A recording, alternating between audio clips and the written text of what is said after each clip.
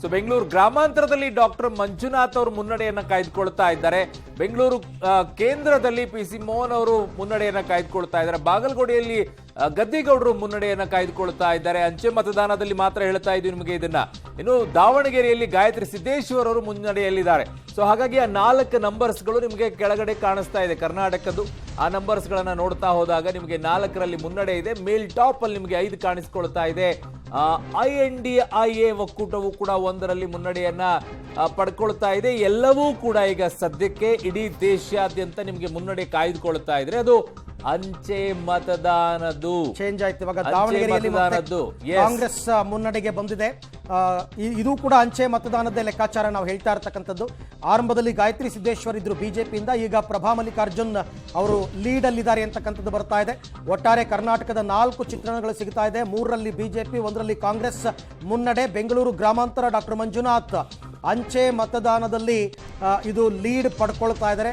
Very less number ಇರುತ್ತೆ ಇದು actually, ಅಂದ್ರೆ ಕಡಿಮೆ ಅಂಚೆ ಮತದಾನದ ಟೋಟಲ್. ದಾವಣಗೆರೆ ನೋಡ್ತಾ ಇದ್ರೆ ಅರವಿಂದ್, ಆರಂಭದಲ್ಲೂ ಬಹಳ ಚರ್ಚೆ ಇದ್ದು ನೆಕ್ ಟು ನೆಕ್ ಫೈಟ್. ಅಂಚೆ ಮತದಾನದಲ್ಲೂ ಹಾಗೆ ಕಾಣಿಸ್ತಾ ಇದೆ. ಮೊದಲು ಬಿಜೆಪಿ ಮತ್ತೆ ಕಾಂಗ್ರೆಸ್, ಮೊದಲು ಬಿಜೆಪಿ ಮತ್ತೆ ಕಾಂಗ್ರೆಸ್ ಅನ್ನೋ ರೀತಿಯಲ್ಲಿ ಅಂಚೆ ಮತದಾನದಲ್ಲೂ ಕಾಣಿಸಿಕೊಳ್ತಾ ಇದೆ. ಎಂಡ್ ತನಕ ವಿಪರೀತವಾದಂತಹ ಟೈಟ್ ಫೈಟ್ ಇರ್ತಕ್ಕಂಥದ್ದು ದಾವಣಗೆರೆ. ಬಿಜೆಪಿ 3, ಕಾಂಗ್ರೆಸ್ 1. ಸದ್ಯದ ಟ್ರೆಂಡ್ ಕರ್ನಾಟಕದ್ದೇ ಸಿಗ್ತಾ ಇದೆ ನಮಗೆ. ಸದ್ಯದ ಟ್ರೆಂಡ್ ಬಿಜೆಪಿ 3, ಕಾಂಗ್ರೆಸ್ 1ರಲ್ಲಿ ಮುನ್ನಡೆ. ಕರ್ನಾಟಕದ ಅಂಚೆ ಮತದಾನ ಪ್ರಕ್ರಿಯೆಗಳು ಆರಂಭ ಆಗಿದೆ. ಬಿಜೆಪಿಗೆ 3 ಮತ್ತೆ ಕಾಂಗ್ರೆಸ್ಗೆ 1. ಇನ್ನೂ ಕೆಲವು ಕಡೆ ಅಂಚೆ ಮತದಾನ ಈಗಷ್ಟೇ ಶುರುವಾಗುತ್ತೆ. ಈಗ ಎಕ್ಸಾಕ್ಟ್ ಆಗಿ 8 ಗಂಟೆಗೆ ಆರಂಭ ಆಗ್ತಕ್ಕಂಥದ್ದು. ಕೆಲವು ಕಡೆ ಒಂದು ಸ್ವಲ್ಪ ಹೆಚ್ಚು ಕಡಿಮೆ ಒಂದು 5-10 ನಿಮಿಷ ಮೊದಲೇ ಮಾಡಿರ್ತಾರೆ. ಅದೆಲ್ಲವನ್ನ ಕೂಡ ಪೇಪರ್ ಲೆಕ್ಕ ಅಲ್ವಾ, ಅದೆಲ್ಲ ತೆಗೆದು ಎಲ್ಲವನ್ನ ಇದು ಮಾಡಬೇಕು. ಇನ್ನು ಮಂಡ್ಯದಲ್ಲಿ ಕುಮಾರಸ್ವಾಮಿ ಮುನ್ನಡೆ. ಮತ್ತೊಂದು ಕ್ಷೇತ್ರದ ಟ್ರೆಂಡ್ ಬರ್ತಾ ಇದೆ. ಮಂಡ್ಯದಲ್ಲಿ ಕುಮಾರಸ್ವಾಮಿ ಮುನ್ನಡೆ. ಸ್ಟಾರ್ ಚಂದ್ರು ಕಾಂಗ್ರೆಸ್ನಿಂದ ಮೈತ್ರಿ ಪಕ್ಷದ ಅಭ್ಯರ್ಥಿಯಾಗಿ ಕುಮಾರಸ್ವಾಮಿ ಸ್ಪರ್ಧೆ ಮಾಡಿದ್ದಾರೆ. ಕುಮಾರಸ್ವಾಮಿ ಮುನ್ನಡೆಯಲ್ಲಿದ್ದಾರೆ. ಅದು ಕೂಡ ಅಗೈನ್ ಅಂಚೆ ಮತದಾನ. ಎಲ್ಲೂ ಕೂಡ EVM ಓಪನ್ ಮಾಡಿಲ್ಲ ಇನ್ನೂ ಕೂಡ. ಇನ್ನು ಓಪನ್ ಆಗಿಲ್ಲ. ಓಪನ್ ಆದ ತಕ್ಷಣ EVMಗಳ ವಿಚಾರದಲ್ಲಿ ಬರಕ್ ಶುರುವಾದಾಗ ಬೂತ್ಗಳ ಲೆಕ್ಕಗಳ ಸಿಗಕ್ ಶುರು ಆಗುತ್ತೆ. ಆಯಾ ಪಾರ್ಟಿಗಳು ಅವಾಗ ಹೇಳ್ತವೆ ಆ ಬೂತ್ ಓಪನ್ ಆದಾಗ ಇಲ್ಲ ಆಗುತ್ತೆ ನೋಡಿ, ನಮ್ದು ಅಲ್ಲಿ ಬರುತ್ತೆ ನೋಡಿ ಓಟ್ಸ್ಗಳು ಅಂತೇಳಿ. ಆವಾಗ ನಿಮಗೆ ಈ ಮುನ್ನಡೆಗಳಿದೆಯಲ್ಲ ಹ್ಯೂಜ್ ಆಗಿ ಓಪನ್ ಆಗಕ್ಕೆ ಶುರು ಆಗುತ್ತೆ. ಒಂದೊಂದೇ ಕ್ಷೇತ್ರದಲ್ಲ, ಬಹುತೇಕ ಎಲ್ಲಾ ಕಡೆನೂ 8:30 ನಿಮ್ಗೆ ನಂಬರ್ಸ್ಗಳೇನು ಕಾಣಿಸ್ಕೊಳ್ತಾ ಇದೆ ಅದು ಡಬಲ್ ಡಿಜಿಟ್ ವರೆಗೂ ಹೋಗುತ್ತೆ, ತ್ರಿಬಲ್ ಡಿಜಿಟ್ ವರೆಗೂ ಆಲ್ಮೋಸ್ಟ್ ಅಲ್ಲಿ ಹೋಗ್ಬಿಡುತ್ತೆ 8:30 ಅಷ್ಟೊತ್ತಿಗೆ. ಕಾರಣ EVMಗಳು ಓಪನ್ ಆಗುತ್ತೆ. ಸೊ ಈಗ ಅಂಚೆ ಮತಗಳ ಲೆಕ್ಕಾಚಾರಗಳಲ್ಲಿ ನಿಮಗೆ ಮತ ಎಣಿಕೆ ಏನ್ ಮಾಡ್ತಾ ಇದ್ದಾರೆ. ಸೊ ಈಗ ಬೆಂಗಳೂರು ಗ್ರಾಮಾಂತರದಲ್ಲಿ EVM ಮತ ಎಣಿಕೆ ಆರಂಭವಾಗಿದೆ ಅಂತ ಹೇಳ್ತಾ ಇದ್ದಾರೆ. 8 ಗಂಟೆ ಆಯ್ತಲ್ಲ, ಸೊ ಅಲ್ಲಿ ಆಗಬೇಕಾಗಿರುವಂತದ್ದು ಅಂಚೆ ಮತಗಳ ಪ್ರಮಾಣ ಕಡಿಮೆ ಇತ್ತು ಅಂತ ಕಾಣಿಸುತ್ತೆ. ಹಾಗಾಗಿ ಬೆಂಗಳೂರು ಗ್ರಾಮಾಂತರದಲ್ಲಿ ಅಂಚೆ ಮತಗಳದ್ದು ಮುಕ್ತಾಯವಾಗಿದೆ. ಈಗ EVM ಮತಗಳ ಎಣಿಕೆಯನ್ನ ಆರಂಭ ಮಾಡಿದ್ದಾರೆ. ಬೆಂಗಳೂರು ಗ್ರಾಮಾಂತರದಲ್ಲಿ ದಕ್ಷಿಣ ಕನ್ನಡದಲ್ಲಿ ಬಿಜೆಪಿ ಮುನ್ನಡೆಯನ್ನ ಕಾಯ್ದುಕೊಳ್ತಾ ಇದೆ. ಸೊ ದಕ್ಷಿಣ ಕನ್ನಡದಲ್ಲಿ ಕರಾವಳಿ ಭಾಗದಲ್ಲಿ ಬಿಜೆಪಿಗೆ ಹಿನ್ನಡೆ ಆಗುವಂತ ಪರಿಸ್ಥಿತಿ ಬಂದುಬಿಟ್ರೆ ಎಲ್ಲಿ ಅವರು ಮುನ್ನಡೆ ಪಡ್ಕೊಳಕ್ಕಾಗತ್ತೆ. ಖಂಡಿತ. ಸೊ ಆಲ್ಮೋಸ್ಟ್ ಅಲ್ಲಿ ಕರಾವಳಿ ಭಾಗ ಅಂದ್ರೆ ಬಿಜೆಪಿಯ ಗಟ್ಟಿನೆಲ್ಲ. ಅದರಲ್ಲೂ ಕೂಡ ದೇಶದ ವಿಚಾರದಲ್ಲಿ ಬಂದಾಗ ಅವರು ಆ ಕಡೆಗೆ ನಿಂತ್ಕೊಳ್ತಾರೆ, ಬಿಜೆಪಿ ಕಡೆ ನಿಂತ್ಕೊಳ್ತಾರೆ ಅನ್ನುವಂತ ಮಾತುಗಳೇ ಬಹುದೊಡ್ಡದಾಗಿ ಕೇಳಿ ಬರುತ್ತೆ ಅಲ್ಲಿಗೆ. ಸೊ ಹಾಗಾಗಿ ದಕ್ಷಿಣ ಕನ್ನಡದಲ್ಲಿ ಈಗ ಸದ್ಯಕ್ಕೆ ಬಿಜೆಪಿ ಮುನ್ನಡೆಯನ್ನ ಕಾಯ್ದುಕೊಳ್ತಾ ಇದೆ. ಅಗೇನ್ ಹೇಳ್ತಾ ಇದೀವಿ, ಅದು ಅಂಚೆ ಮತಗಳ ಮುನ್ನಡೆ. ಅದು ಬೆಂಗಳೂರು ಕೇಂದ್ರದಲ್ಲಿ ಈಗ EVM ಮತಗಳ ಎಣಿಕೆ ಆರಂಭ ಆಗಿದೆ ಅಂತಕ್ಕಂಥ ಬ್ರೇಕಿಂಗ್ ನ್ಯೂಸ್ ಲಭ್ಯವಾಗ್ತಾ ಇದೆ. ಅಂಚೆ ಮತಗಳನ್ನು ಅವರು ಎಣಿಕೆ ಮಾಡಿ ಮುಕ್ತಾಯಗೊಳಿಸಿ EVMಗಳನ್ನು ಟೇಬಲ್ಗೆ ತಂದಿಟ್ಟುಕೊಂಡು ಅದನ್ನ ಈಗ ಓಪನ್ ಮಾಡ್ತಾ ಇದ್ದಾರೆ. ಬೂತ್ ವೈಸ್ ತರ್ತಾರೆ ಟೇಬಲ್ ಮೇಲಕ್ಕೆ. ಏಕಕಾಲದಲ್ಲಿ ನಡೀತಾ ಇರುತ್ತೆ ಮತ ಎಣಿಕೆ ಪ್ರಕ್ರಿಯೆಗಳು. ಈಗಾಗಲೇ ಬೆಂಗಳೂರು ಕೇಂದ್ರ ಅಂದ್ರೆ ಬೆಂಗಳೂರು ಗ್ರಾಮಾಂತರದಲ್ಲಿ 22 ಸುತ್ತುಗಳಿದೆ. ಒಟ್ಟು 22 ಸುತ್ತುಗಳ ಮತ ಎಣಿಕೆ ಆಗಬೇಕು. EVM ಲೆಕ್ಕನೇ ಹೇಳ್ತಾ ಇರೋದು. EVMಗಳಲ್ಲಿ 22 ಸುತ್ತು. ರಾಮನಗರದಲ್ಲಿ ನಡೀತಾ ಇರತಕ್ಕಂಥ ಕೌಂಟಿಂಗ್. ಸದ್ಯದ ಟ್ರೆಂಡ್ ಕರ್ನಾಟಕದಲ್ಲಿ 7 ಕ್ಷೇತ್ರಗಳ ಟ್ರೆಂಡ್ ಸಿಗ್ತಾ ಇದೆ. 5ರಲ್ಲಿ ಬಿಜೆಪಿ, 1ರಲ್ಲಿ JDS, ಮತ್ತೊಂದರಲ್ಲಿ ಕಾಂಗ್ರೆಸ್ ಮುನ್ನಡೆಯಲ್ಲಿದೆ. ಉಡುಪಿಯಲ್ಲಿ ಬಿಜೆಪಿ ಮುನ್ನಡೆ. ಅರುಣ್ ಹೇಳ್ತಾ ಇದ್ದ ಹಾಗೆ ಕರಾವಳಿ ಭಾಗದಲ್ಲಿ ಉಡುಪಿ, ಚಿಕ್ಕಮಗಳೂರು, ದಕ್ಷಿಣ ಕನ್ನಡ, ಉತ್ತರ ಕನ್ನಡ ಇದರಲ್ಲಿ ಬಿಜೆಪಿಗೆ ಹಿನ್ನಡೆ ಆದರೆ ಇನ್ನೆಲ್ಲಿ ಬರುತ್ತೆ ಅಂತಕ್ಕಂಥ ಪ್ರಶ್ನೆ. ಆಸ್ ಎಕ್ಸ್ಪೆಕ್ಟೆಡ್ ಉಡುಪಿ, ದಕ್ಷಿಣ ಕನ್ನಡ 2 ಕಡೆ ಅಂಚೆ ಮತಗಳಲ್ಲಿ ಬಿಜೆಪಿಗೆ ಮುನ್ನಡೆ ಇದೆ ಅಂತಕ್ಕಂಥದ್ದು. ಕೋಟಾ ಶ್ರೀನಿವಾಸ ಪೂಜಾರಿ ಉಡುಪಿ ಚಿಕ್ಕಮಗಳೂರು ಕ್ಷೇತ್ರದ ಬಿಜೆಪಿಯ ಅಭ್ಯರ್ಥಿ. ದಕ್ಷಿಣ ಕನ್ನಡದಲ್ಲಿ ಕ್ಯಾಪ್ಟನ್ ಬ್ರಿಜೇಶ್ ಚೌಟ ಬಿಜೆಪಿ ಅಭ್ಯರ್ಥಿ.